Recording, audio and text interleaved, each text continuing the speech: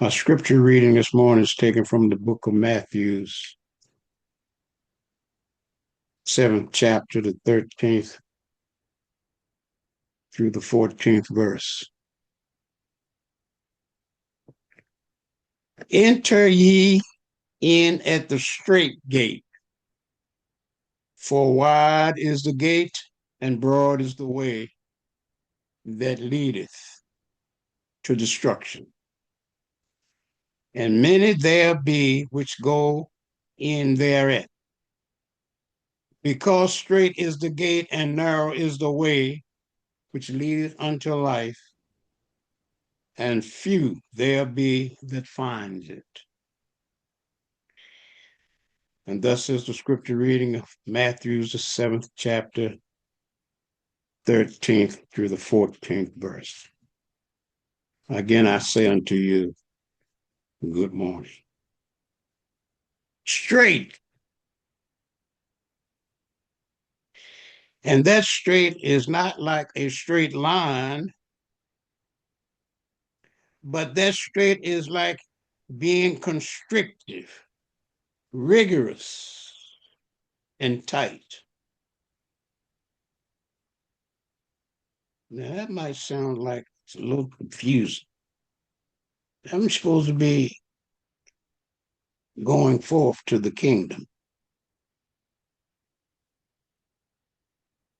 And the scripture is saying straight is the way. Straight is the gate. You know, many years ago, my teacher, as he was teaching, taught that there are two ways to go up the mountain. You can go straight up the mountain, or you can go around the mountain. Now, it takes much longer to go around the mountain than it do if you go straight up. Going around the mountain means that you take your time. You can enjoy the sceneries and everything that you might encounter as you're going around the mountain. You might even stop, relax, take a break as you are climbing around the mountain. But if you go straight up the mountain, then the focus is always on the goal.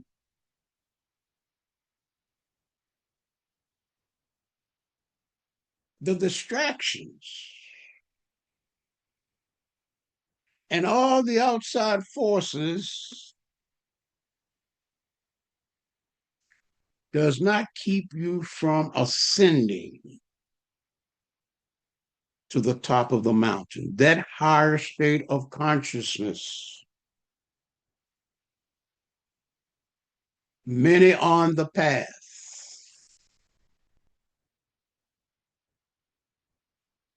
are pulled away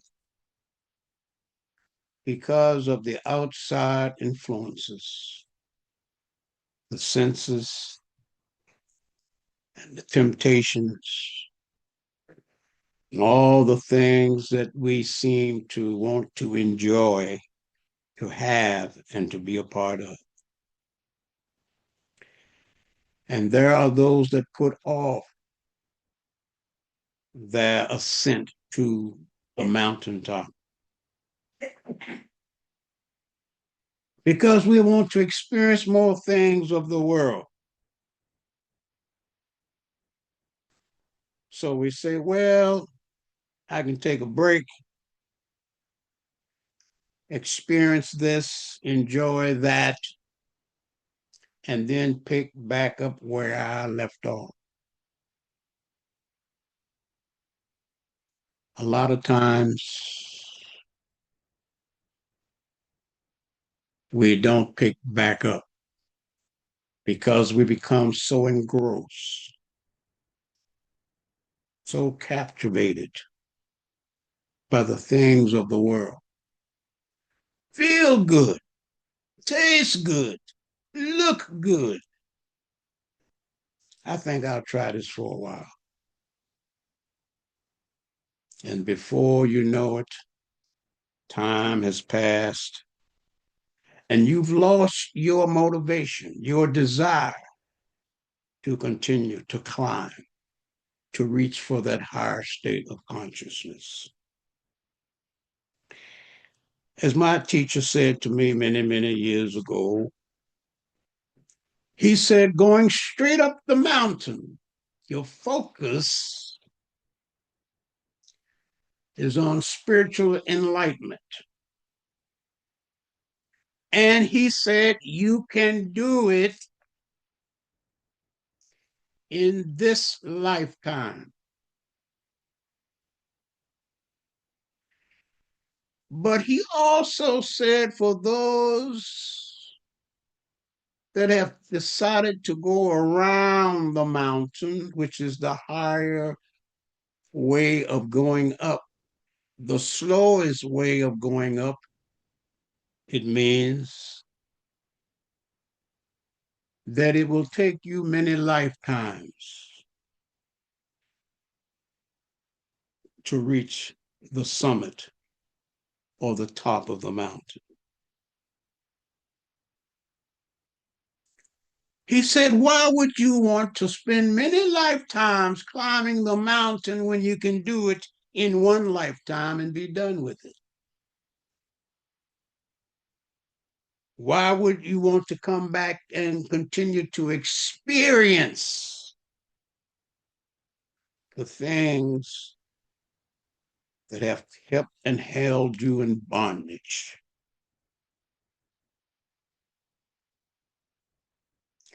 Do it in one lifetime. It can be done. Now, as that scripture says, straight gate, there's a difference in the straight gate as opposed to the straight line. And in the worldly state of consciousness, there are no straight lines. You can go from point A to point B, but you're going to make some deviations. You can't get on 495 and go straight to New York. There's going to be some turns, maybe some detours. There are no straight lines in life unless you draw it with a pencil.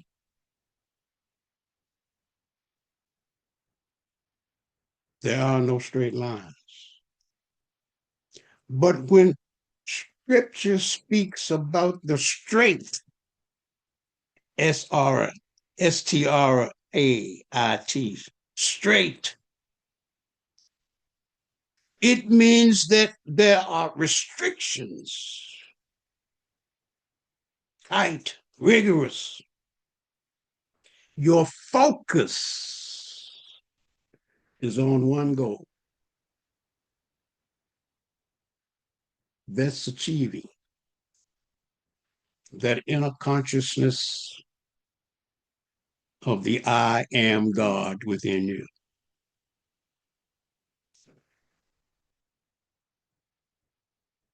When we focus and make God our number one priority, everything else falls to the wayside or is put behind us.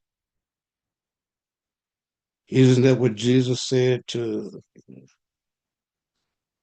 Satan when he was tempted? He said, get behind me, Satan. His focus was on God, and all the promises that Satan or the world had made to him meant nothing. His whole focus was on God or the I am within, which is the source of all that there is. The world will make many promises, but the world can give you nothing. This you must know and understand. All the good that you experience and all the good that comes to you from the outer world comes first from within you. Yeah, I know some folks in there. Wait a minute. All this good that you talking about is in me. I can't see it, don't haven't felt it, don't know that it's there. How can it be? When I look out at my life, my environment, and my world, and I see the struggles, the shortcomings, the limitations, how can the kingdom within me or be within me and all of this good? Well, brothers and sisters, let me tell you, it's there, but it will not manifest or come forth until you bring it. And if you're looking to the world for your good, it's not there. It never was there and it will never be there. Isn't what the master teacher taught? The kingdom is within. And if the kingdom be within you, then where is your good? Where is your God? Where is your source? Where is your life?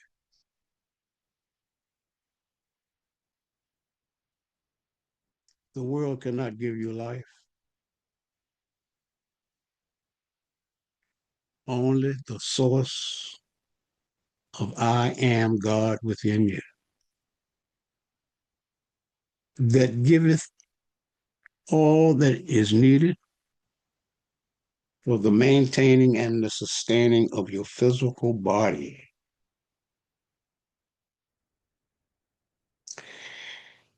So when we enter in the straight gate, and for those of us that truly are upon this spiritual path, our focus should only be on God. Well, yeah, Reverend Jackson, but you know, I got to pay the rent, I got to pay groceries, you know, I got to take care of these babies, I got to pay the car note, I got to do this and that. Well, let God do it for you. And you telling me that you got to do this and you're struggling and you can't do it? Well, if you know that you can't do it, why don't you turn within, enter into the kingdom, and let the I am God within you do it for you? Well, first you have to believe, you have to know that that presence of God is within you. And you have to know that there is no greater power in all the world than the power of God within you. Yeah, well, now I know we get caught up in things of the outer world. We get caught up in the politics and what all these people are saying and doing and what they're demonstrating. And whether you look at that as being power, that's not power. That's a misuse of power. Power is not destructive, it is productive. And if you're doing things in your life or things are happening in your life that are not productive, then it's a misuse of the power of God within you. And as I say, have said, and will continue to say, there is no power in and of the world that is greater than the power of I am God within you. So you must stop giving your power to something outside of you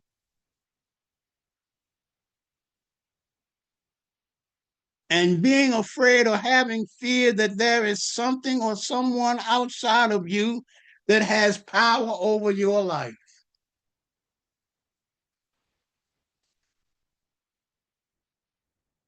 and that they will decide whether you're going to have a good life or a bad life or whatever it may be.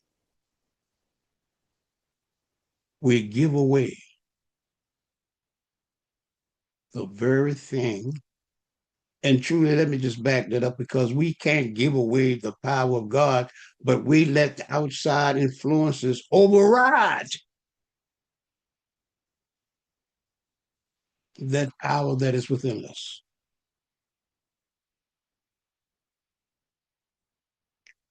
You know, I'm reminded of a scripture that Jesus said when he was brought before Pilate.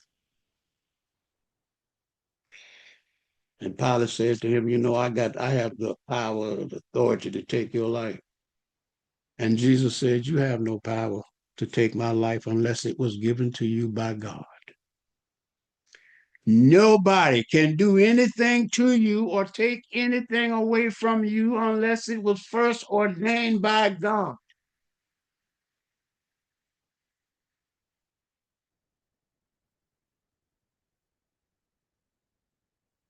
But so many of us that walk the spiritual path,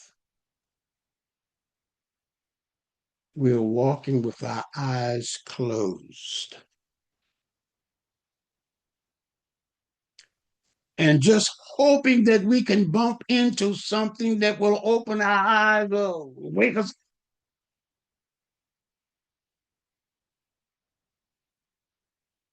Only you can open wide your eyes and behold the truth. First and foremost, not that which appears in the outer world, but that which is within you. You must first know yourself. And when you come to know yourself, you will know the God within you that is manifesting and expressing in and through you as the physical you. You know, you've heard me say many times, we all gonna die. I used to say, and I think there might be somebody here who've heard me say it in years past, no, I'm not gonna die. Yeah, I know folks used to kind of laugh at that. What do you mean he ain't gonna die? Everybody's gonna die. I will one day lay down this physical body, but the consciousness of I am that I am will continue. It cannot die. It cannot be destroyed, because the I am that you are is God. God is the life of everything that there is.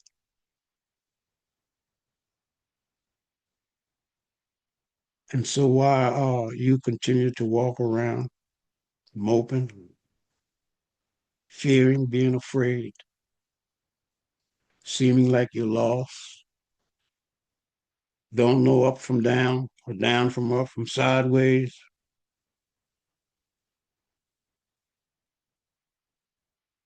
Lift up your awareness, your consciousness, and know that the I am within you is God. And I've said so many times, you have to be cognizant of what it is that you attach to I am in reference to yourself. Don't be going around talking about you broke. Don't be going around talking about you sick. You're talking about you having a hard time. You're struggling. You can't do this. You can't do that. Whatever you attach to I am in reference to yourself is what's going to manifest in your life. And that is the misuse of the power of God within you.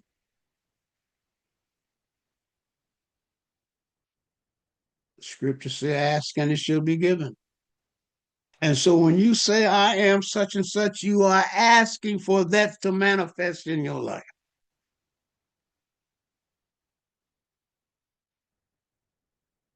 There is no other way out but to go within. And we become so busy with our worldly pursuits and the things of the outer world that we don't have the time, we don't take the time, we don't make the time to sit still and be quiet and go within and to access that God consciousness within us. And yet we want to know why we're struggling, having such hard times, can't make ends meet and everything, because we have turned away from the source. You see, when they talk about Satan and the devil tempted Jesus, when he took him up on that high pinnacle on the church, and Satan, according to the scriptures, Satan said, now, if you fall down and worship me, I will give you all the kingdoms of the world.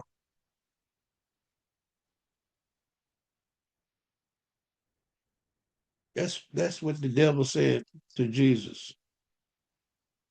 Fall down and worship me, and I will give you all the kingdoms of the world. Everything that you desire, I'll give it to you. That was a lie. Satan can't, or the devil can't give you what he doesn't have. Because all the kingdoms of the world and everything in and of the world belongs to God. And of course, Jesus had to rebuke him. You don't have no power. You don't have anything to give. If anything, you're trying to take away my belief, my faith, my trust in the source that is the life of that which I am. The world will make many promises, but the world cannot fulfill them. Only God. And we must come to that point of understanding and knowing that we can do nothing in and of ourselves. It is only by the power of God, the spirit of I am that is within our physical bodies, that we are able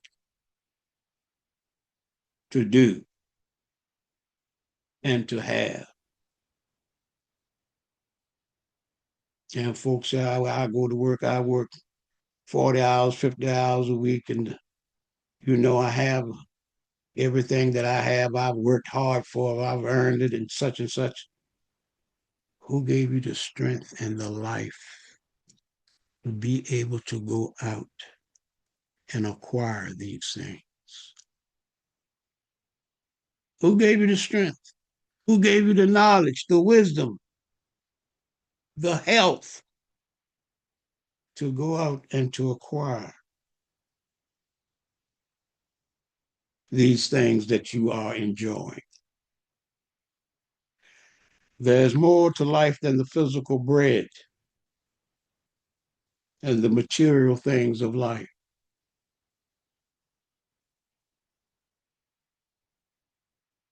So many have worked hard, spend their whole life earning the things of the outer world, only to end up not being able to enjoy them. If you have to work for it, if you have to earn it, you want to enjoy it. Only by that realization that it is God that gives you the power can you enjoy those things in which you have accomplished in and of the world. Now, I know some folks, been blessed to meet some folks that were multimillionaires, miserable. And we think that, oh man, if we had some money, if we had more money, if we had a bigger house, a nicer car, we would be. on top.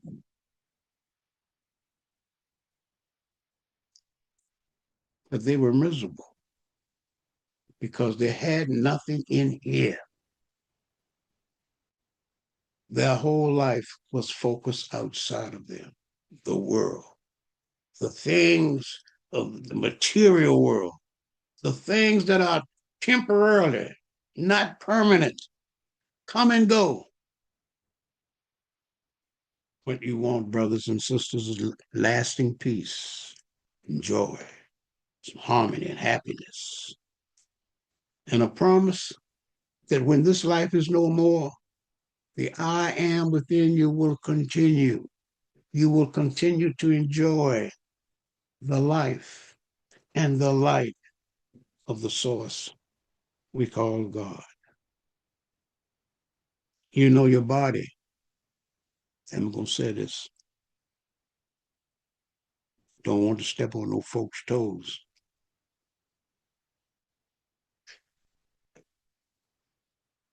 Your body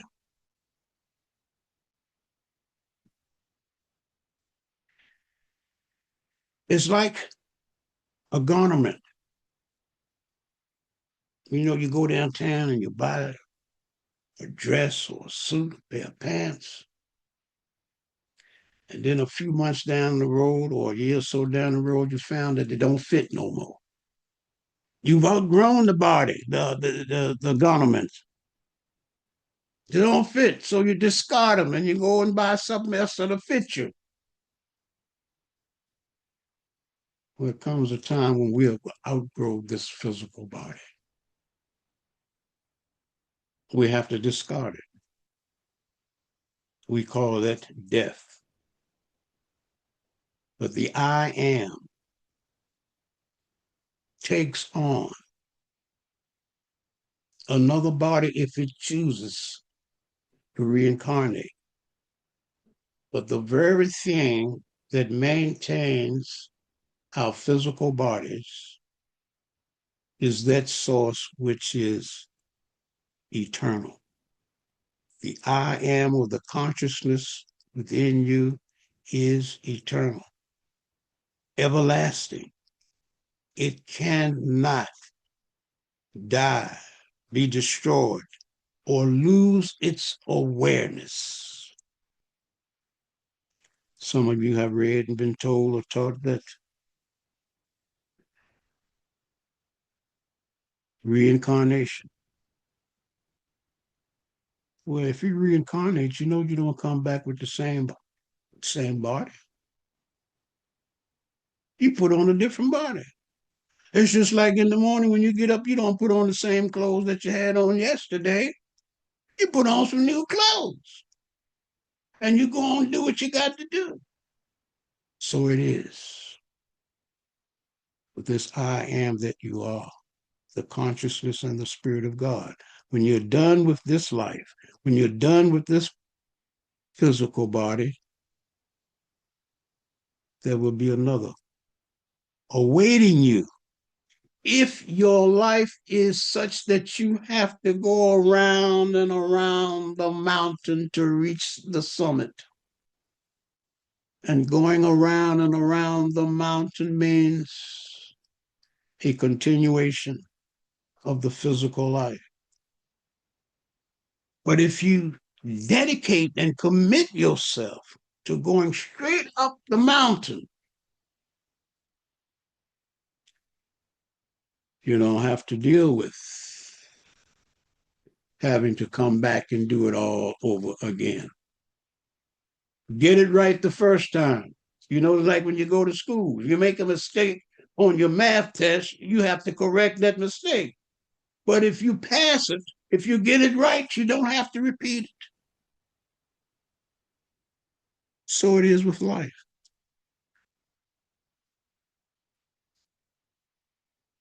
Make that decision within yourself that you're going to get it right the first time. So you don't have to come back and do it all over again. And I know for a whole lot of folks, and I speak of myself as well, I don't want to have to come back and do it all over again unless I'm coming back as an enlightened soul to help others.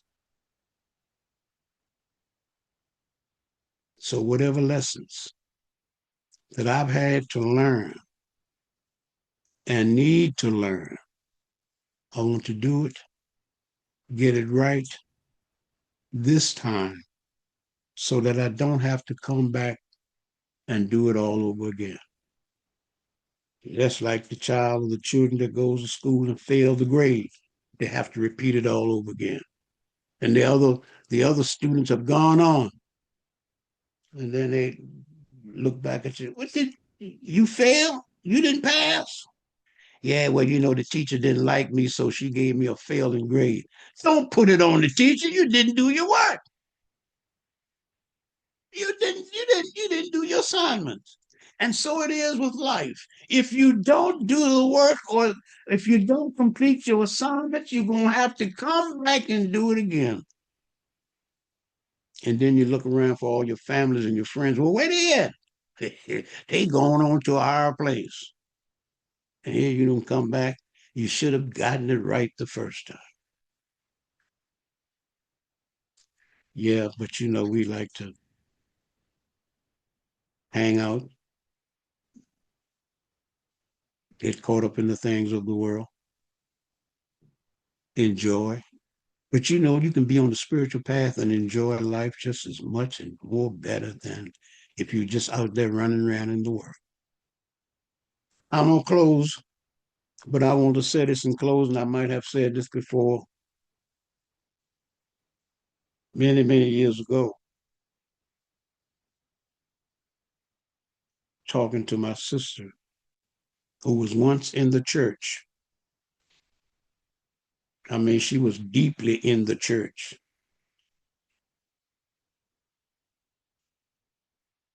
So when I came on the path, after a period of time, my sister dropped out the church. The world had grabbed her. And that said to me she wasn't committed the first time because she had been baptized 2 times. I would figure you don't need to be baptized the one time. Why you got to go 2 times? You didn't get it right the first time and you thought a second one was going. No, it didn't. She dropped out of the church. So I remember one day she said to me,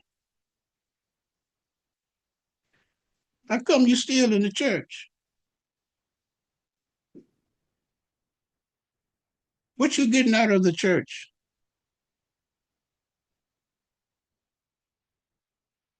And I said to her, I'm getting God. I'm coming to know God.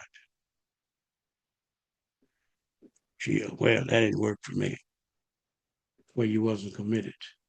You wasn't dedicated. You hadn't surrendered yourself. And bless her heart. When she turned away from the source, her life became a living nightmare. So I say to you, brothers and sisters, make that commitment, be dedicated, and keep your focus or your mind stayed on God.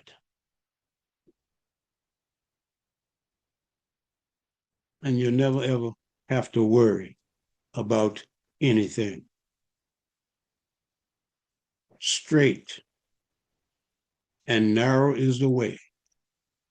Don't look to the right and don't look to the left. Look straight ahead to God. And looking straight ahead means looking within yourself, for that is where you will find God. God bless.